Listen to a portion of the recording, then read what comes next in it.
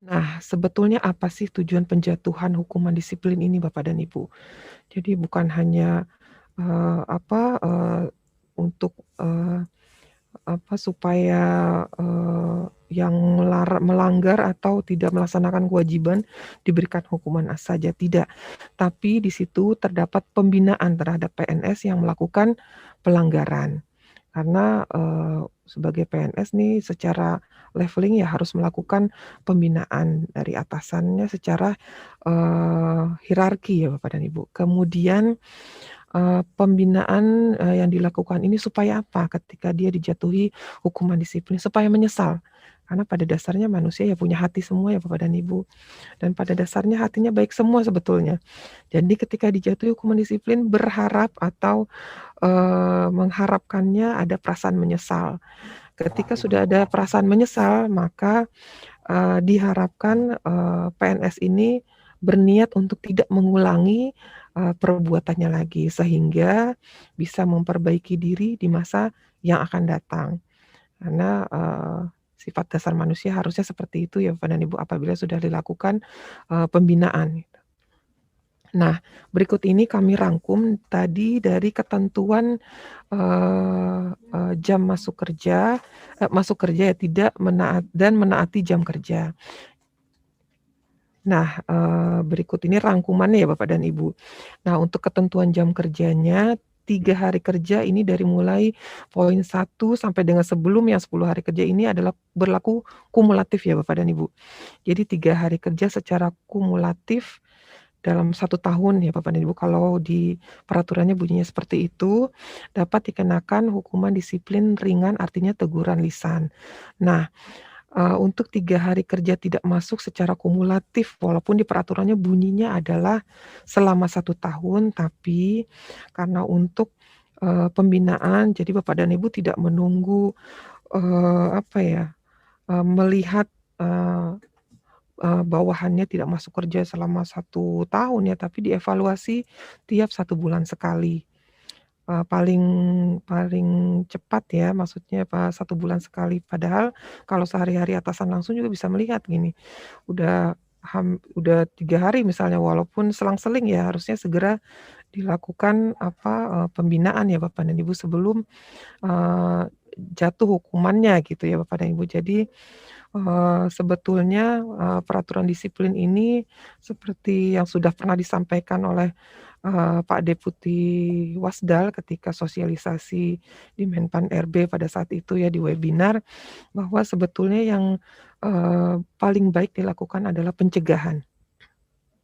Jadi lebih baik mencegah daripada mengobati ya Bapak dan Ibu. Jadi sebelum, anak buahnya melanggar gitu diberikan, eee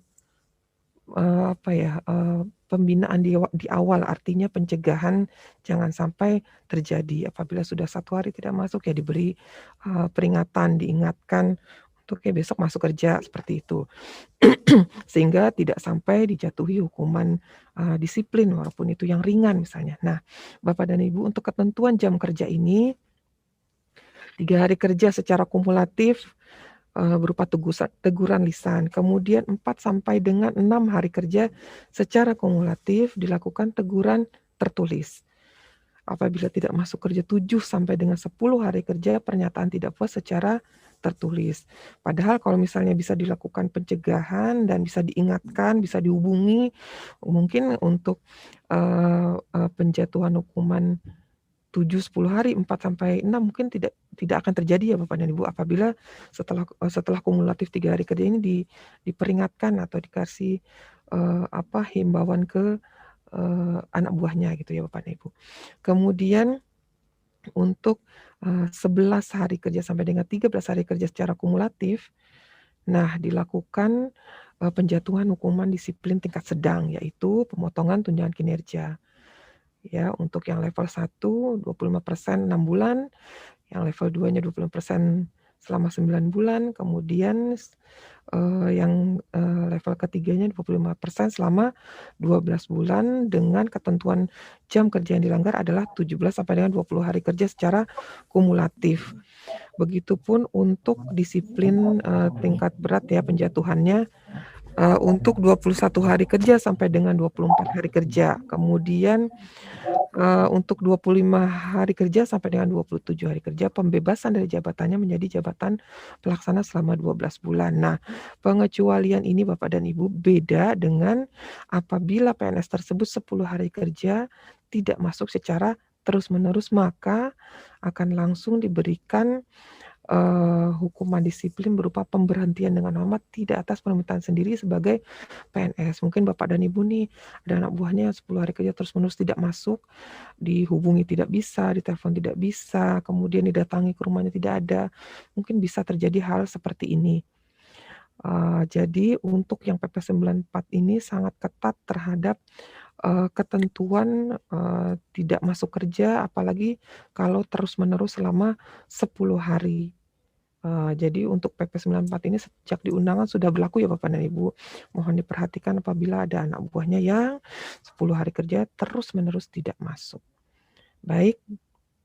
Nah, Bapak dan Ibu, kita beralih ke pejabat yang berwenang menghukum. Yang pertama adalah pimpinan tertinggi, yaitu presiden ya Bapak dan Ibu. Nah, presiden ini berwenang menghukum kepada siapa saja gitu. Yang pertama adalah kepada jabatan pimpinan tinggi utama dan jabatan pimpinan tinggi media yang merupakan pejabat pembina kepegawaian ya. Kemudian untuk hukumannya apa? Yaitu jenis hukuman disiplin berat sesuai pasal 8 ayat 2, ayat 3 dan ayat 4. Kemudian Presiden juga berwenang menghukum jabatan pimpinan tinggi pratama, kemudian jabatan fungsional ahli utama dan jabatan lain yang pengangkatan dan pemberhentiannya menjadi kewenangan Presiden, dapat menjatuhkan jenis hukuman disiplin berat pasal 8 ayat 4 huruf C. Ya, dan untuk penjatuhan hukuman disiplin ini ditetapkan berdasarkan usulan. Jadi kalau tidak diusulkan, Presiden juga nggak tahu ya Bapak dan Ibu. Jadi diusulkan oleh Menteri atau setara jabatan pimpinan tinggi utama dan PPK, setara jabatan pimpinan tinggi media dan jabatan lain yang menjadi kewenangan Presiden. Nah, pejabat lainnya yang berwenang menghukum sesuai pasal 18 ayat 2, yaitu pejabat pembina kepegawaian pusat dan pejabat pembina kepegawaian provinsi. Jadi PPK pusat dan PPK provinsi ini berwenang menghukum pejabat pimpinan tinggi media di lingkungannya. Kemudian pejabat pimpinan tinggi pratama di lingkungannya untuk jenis hukuman disiplin sesuai dengan pasal 8 ayat 3 dan 4. Artinya untuk jenis hukuman disiplin sedang dan berat ya Bapak dan Ibu, pasal ayat 3 dan ayat 4 ini. Kemudian pejabat fungsional jenjang ahli utama di lingkungannya. Untuk jenis hukuman pasal 8 ayat 2, 3 dan ayat 4. Artinya dari mulai hukuman ringan, sedang dan berat pada poin huruf A dan B ya Bapak dan Ibu, karena ada 3 yang untuk hukuman disiplin tingkat berat. Kemudian berwenang menghukum pejabat administrator ke bawah di lingkungannya untuk jenis hukuman disiplin tingkat berat. Pasal 8 ayat 4 ya Bapak dan Ibu. Kemudian pejabat fungsional selain pejabat fungsional jenjang ahli utama di lingkungannya untuk jenis hukuman disiplin tingkat berat ya, pasal 8 ayat 4. Kemudian pejabat berwenang berikutnya yang berwenang menghukum pasal 18 ayat 3 adalah PPK kabupaten atau kota. Mereka berwenang menghukum pejabat pimpinan tinggi pratama di lingkungannya. Kemudian untuk jenis hukuman disiplin ringan, sedang dan berat ya, ayat 2, ayat 3 dan ayat 4. Kemudian pejabat fungsional jenjang ahli utama di lingkungannya untuk jenis hukuman disiplin pasal 8 ayat 2, 3 dan 4 itu hukuman disiplin ringan, sedang dan berat. Beratnya untuk poin A dan B saja, untuk yang poin C-nya tidak. Kemudian pejabat administrator ke bawah di lingkungannya untuk jenis hukuman disiplin pasal 8 ayat 3 dan ayat 4. Artinya sedang dan berat. Kemudian pejabat fungsional selain pejabat fungsional jenjang ahli utama di lingkungannya untuk jenis hukuman disiplin tingkat berat. Jadi sudah diatur di PP 94 ini ya Bapak dan Ibu untuk penjatuhan hukuman dan yang berwenang menghukum siapa dan yang dihukumnya siapa sajakah gitu ya. Nah, kemudian